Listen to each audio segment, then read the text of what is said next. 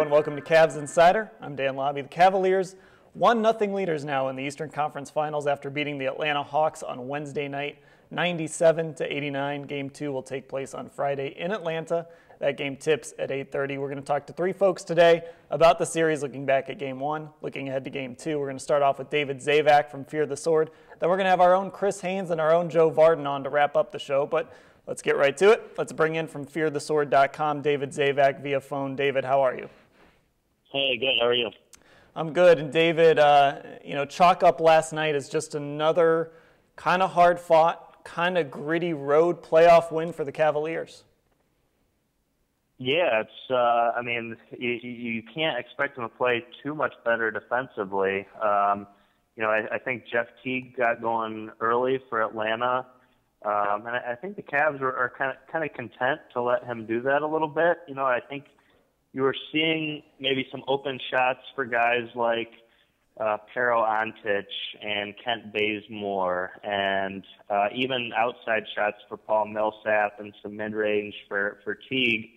And the Cavs are sort of going to give those shots. At the same time, Kyle Korver was hounded all night, and I think when the Cavs defense was good, Timo Mozgov was able to challenge some shots on Teague in the paint. So I was impressed with the Cavs' ability to sort of be physical and sort of force Atlanta into shots that maybe Atlanta's not totally comfortable with.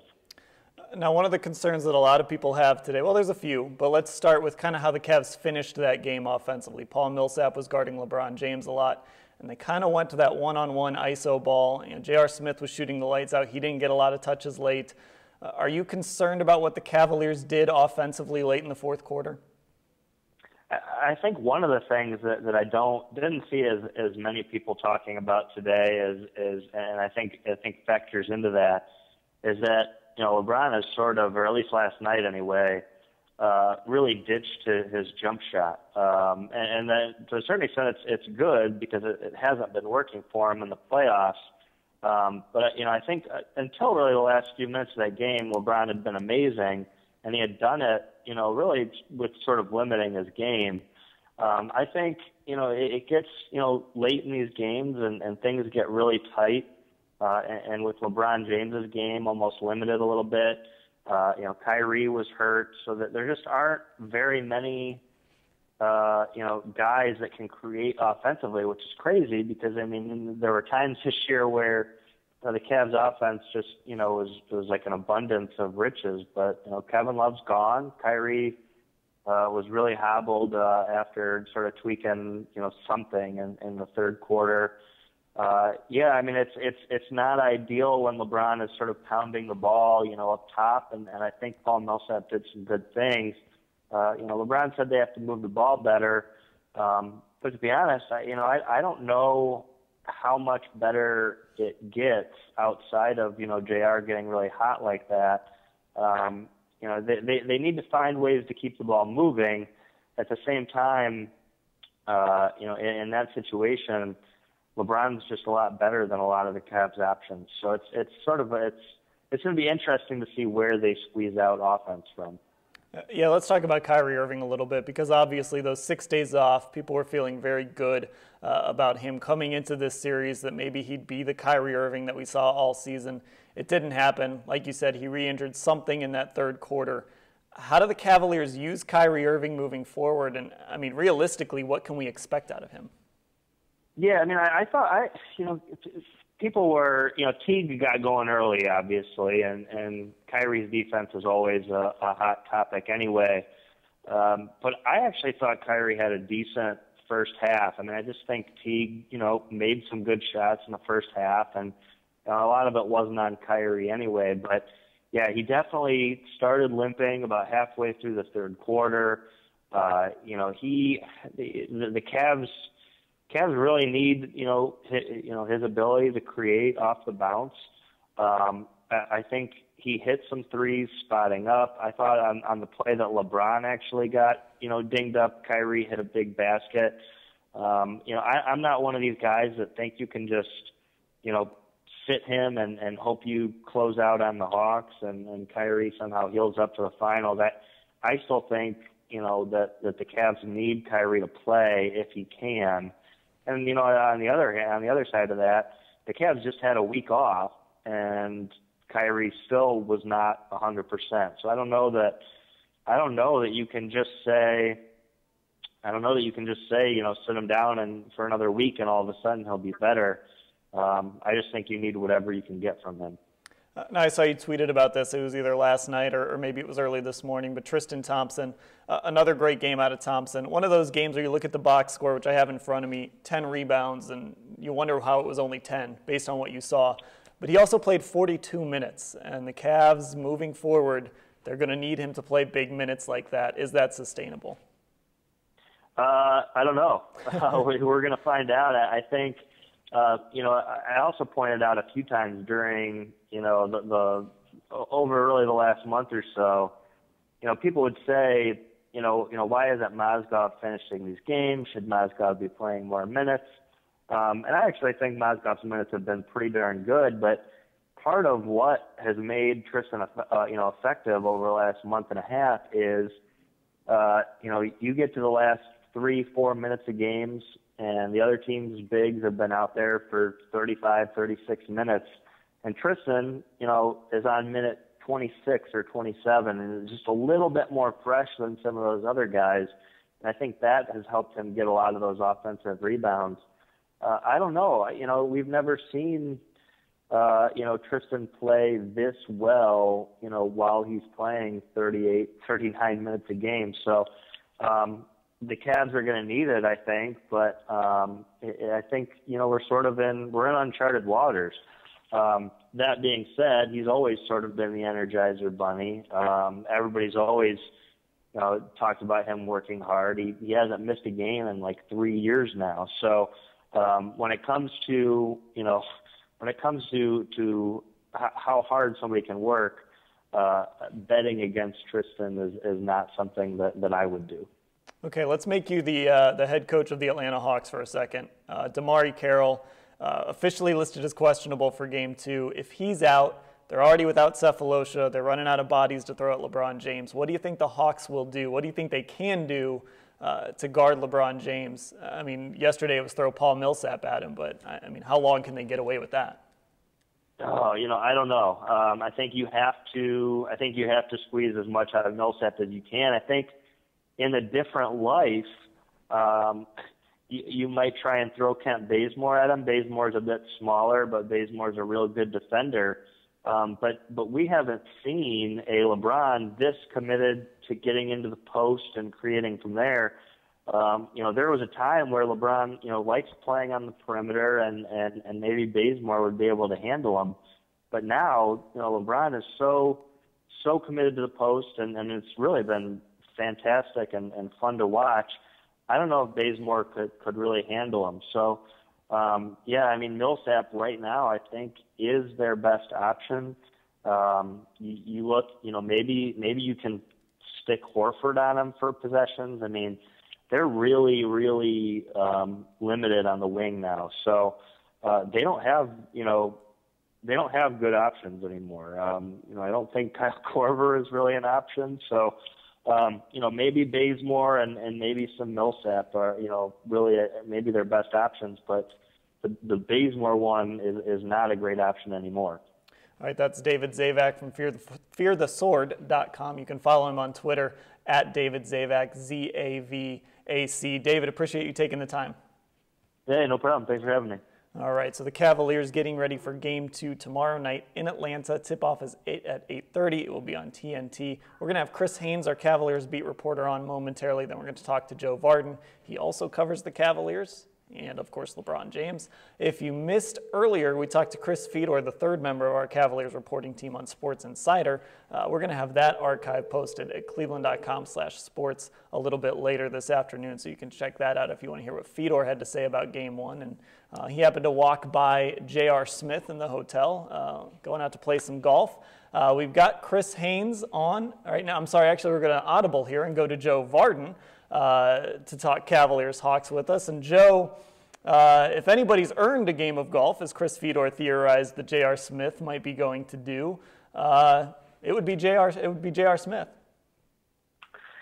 Yeah, I mean, he's a golf fanatic, and when you rain threes like that to steal a game one on somebody else's court, you know, you should get some time out in the beautiful Georgia weather, I think.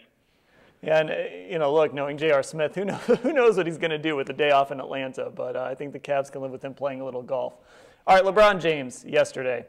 Paul Millsap guarded him a lot, especially after DeMarre Carroll left the game. I just asked our last guest, if you're the Atlanta Hawks head coach, what do you do against LeBron James to try and slow him down? What do the Hawks do? Well, yeah, I mean, I just came from Hawks practice and talked to them about this very issue from the angle of, well, what about Paul Millsap? Because Paul really was pretty good on LeBron down the stretch. I mean, if you think about it, LeBron was on his way to a heck of a game. You know, he had 31, 8, and 6, but he ended up shooting 12 of 26 from the field, and that's because he wasn't shooting well at all in the fourth quarter, and most of those shots were with Millsap in front of him. The problem that the Hawks will have there then is that they become very thin in the front court, where both Tristan Thompson and Timofey Mozgov played well. And if you take a body off of them and put it on LeBron, then they get even smaller in the front court, and that's just something they don't know that they can do. So, you know, you're probably going to have to do a little bit more help defense, a little more double team, and maybe you feel like you can because Kyrie is hampered a bit. But, you know, I mean, the Hawks are rejoicing that the news isn't worse on Carroll, and rightly so. But I saw him with my own eyeballs on crutches last night. I cannot envision him returning tomorrow night and being able to chase LeBron James all over the floor. I just don't see it. All right, Joe, let's talk about LeBron James' approach last night. Our previous guest, David Zavac, mentioned that LeBron didn't take a lot of jump shots. And usually if you're going to defend LeBron, that's what you want him to do. Maybe he gets hot from the outside. You just have to live with it. Last night he started off the game with his back to the basket a lot. He worked on the elbow a lot. He was very aggressive. Are we going to see this LeBron James the rest of this series? Yeah, I mean, the answer is probably not, just because this isn't something that it's something that's probably harder to do than it is to talk about. You know, I mean, LeBron was just fantastic for most of last night, and a lot of it had to do with he was just able to back Carroll into the lane. I mean, there were some times where LeBron caught the ball on the block and made a traditional post move for the points, but oftentimes he was still catching the ball closer to the wing or maybe at the elbow and starting his move there. And he was just beating DeMarre. He was past the help, and he was getting into the lane. You know, and then in the fourth quarter, in the second half, really, he just started with two just rushed off-balance jumpers, and they just didn't seem like not only were they not within the flow of the offense, but they weren't within the flow of what LeBron was trying to do. So, yeah, I mean, if you're Atlanta, you have to try to take away that post game and push LeBron outside. But, you know, I mean, that isn't entirely true that all of LeBron's points came from inside. I mean, if you go back through and look, like there were some fourth quarter turnaround jumpers. And when he's starting to feel good in the post, that's when that turnaround, that mid-range turnaround starts to fall. It's when LeBron catches one and puts it on the deck and then just fires up a shot without his feet under him. That's the one that you want, and that's the one that LeBron needs to try to avoid. Joe, going back to J.R. Smith, and I'll own this, I was among one of the many people who were concerned when the Cavs traded for J.R. Smith. Felt like Iman Shumpert was the real prize in that deal. Smith, whatever you got out of him was going to be bonus. How much of a role did LeBron play in the Cavaliers, acquiring J.R. Smith as part of that deal? And how much of a role has LeBron played in kind of keeping J.R. Smith in line, making sure he does what he's supposed to do? Aside from that 2-game suspension, he hasn't really done much to hurt this team. How much credit does LeBron James get? Well, the truth is probably somewhere in the middle. But, you hear some things from LeBron's camp that they approached David Griffin about JR, that suggesting this is who you need to trade for, whereas management had its sights on Iman Shumpert. There's another version of that story that just says the Cavs wanted Shumpert all along, and the Knicks insisted that they take J.R. Smith off their hands. Again, it's probably somewhere in the middle there as to what actually happened. But LeBron, if LeBron vouches for a guy, or if LeBron wants a guy on his team, they're going to try to make that work where it makes sense. Now, as far as LeBron getting credit for JR behaving himself, I don't know how much. J.R. Smith's a grown man. I don't know how much hand-holding LeBron James has had to do, so much as J.R. just felt comfortable around him and comfortable in the organization, started playing well right away, earned a starting spot right away, and the team was winning right away. So add all of that together, and it's just easier to it's just easier to be better. He felt better. And LeBron certainly played a role in making him feel better, but I'd like to credit JR. Because he's the one who's in charge of his own life, and he's done pretty well. Yeah, and, let's be honest, winning kind of solves everything. It's easier to play on a winner, and JR kind of said it himself. There's not as much to do in Cleveland at 3 a.m. as there is in New York. Yeah, there was a lot made of that. I don't know. There are others in this town who play sports who found plenty to do. That's true. When not at the office, and we'll leave it right there.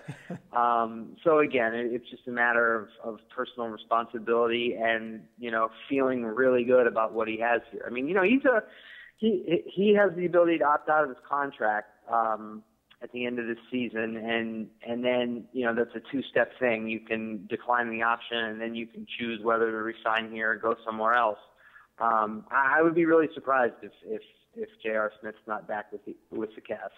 All right, last question for you as we go into this series or continue this series, and you touched on it a little bit. LeBron is kind of back in that position where he was at the first time around with the Cavaliers, with all the injuries, Kevin Love out, Kyrie Irving not Kyrie Irving right now. He's got to kind of put this team on his back and just carry them as far as he can. So how far can he carry them? Can he carry them through this series, and then looking beyond that, does he have enough in the tank to maybe carry them past a team like Golden State? Well, I disagree a little about the carrying. LeBron is their best player. He's probably still the best player in the league. Certainly has the best skill set combination when you consider his physical attributes. And so, that accounts for a lot. But we're talking about J.R. Smith, and we're talking about Iman Shumpert, and we're talking about, a really kind of a usable front court and how much better Tristan's been. And if Kyrie can give you anything, the point is the cupboard is far more stocked now than it was when LeBron was here before, even with these injuries. And so LeBron is good enough on his own, I think, to get them into the finals. But I don't believe he is alone. And then when you get to the finals, they're not going to be favored. Golden State is really, really good. We all know that. They're going to be at home, and the Cavs certainly can't play offense in the fourth quarter against Golden State like they did last night. That will not fly. But yeah, we still have almost a month left of this if the Cavs make it to the finals and it goes the whole way. Somebody else can get hurt, and somebody can get hurt for Golden State. Kyrie can get healthy. You just don't know. And so, I would not be in the camp who says no matter what, the finals is going to the Warriors. I'd like to see this play out.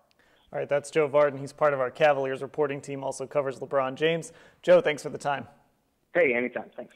All right, so Joe Vardon joining us. Chris Haynes now will come up momentarily, batting cleanup here on Cavs Insider. Of course, you can catch Cavs Insider after every Cavs game the day after, and we'll have full coverage of Game 2 tomorrow at cleveland.com/Cavs. Chris Fedor will have his live chat. We'll have our live broadcast diary, our post-game show, all kinds of coverage at cleveland.com/Cavs of Game 2 Essentially a must-win for the Atlanta Hawks. They have a chance to make a series out of this. If the Cavs come back to Cleveland leading 2-0, you've got to think this series is about over, and they have all but punched their ticket to the finals. There will obviously still be work to be done, but coming home up 2-0 against a battered and beaten up Atlanta Hawks team, you're looking at a difficult situation for the Hawks. All right, let's go ahead and bring in our final guest, our Cavaliers beat reporter Chris Haynes, joining us via phone. Chris, how are you?